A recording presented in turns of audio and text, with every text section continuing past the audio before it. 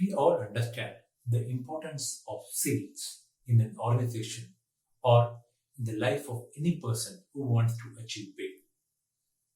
Having understood its importance, it is now crucial to understand how you will have to go about the sales, or what are the essential traits, or what are the things which you have to keep in mind before we go out and venture into sales. The first thing you'll have to do is you will have to get away from the salesperson mindset. You should never become a typical salesperson who wants to sell products by hook or crook method and somehow close the sale and get money from the customer.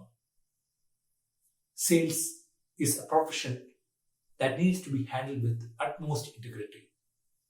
We will have to sell a product with utmost conviction, and we will have to make sure that we are making the customer get a lot of value with whatever product we are offering. So get away from the basic sales mindset which is prevalent among most of the salesmen who are available in society. The next thing you have to focus is adopt a doctor's mindset.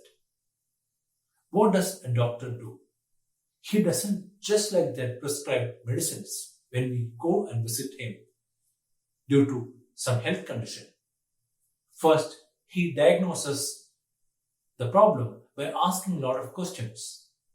He finds out what exactly the problem is, and then based on our requirement and based on our needs, he prescribes the medicines. In a similar manner, when we meet our prospective customer, first we'll have to ask questions to understand the problems or the needs of the customer first. After thorough understanding of needs or problems, we will have to recommend the solution and let customer take the decision. When we do this, we'll be able to gain the trust of the customer.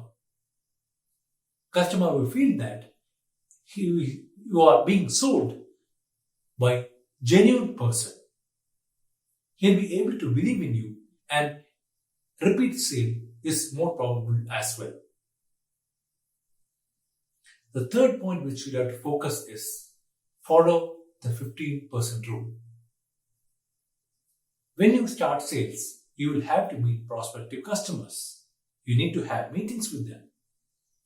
So when you meet the customer, don't talk almost all the time in the meeting. Stick to 15% rule. Only talk for 15% of the time for the meeting. Rest of the time, listen to the customer very carefully. Understand what his pain points are, what his needs are, what his problems are. Find out what are the things which the customer is expecting from your product. And based on his needs and expectations, propose the product or solution, or convince him how your product can help him solve his problems or needs.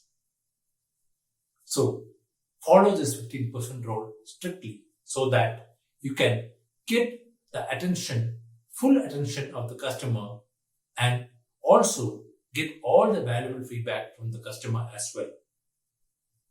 The next point you'll have to focus is you will have to know when you can walk away.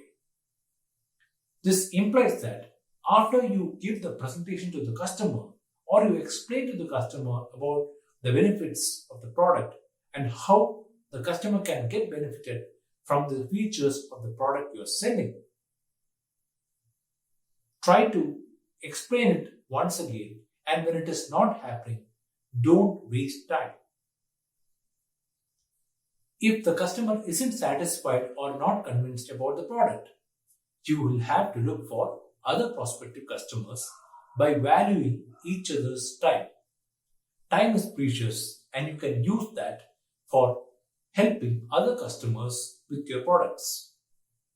So, know when to walk away when the customer isn't convinced or is not in a position to buy the product.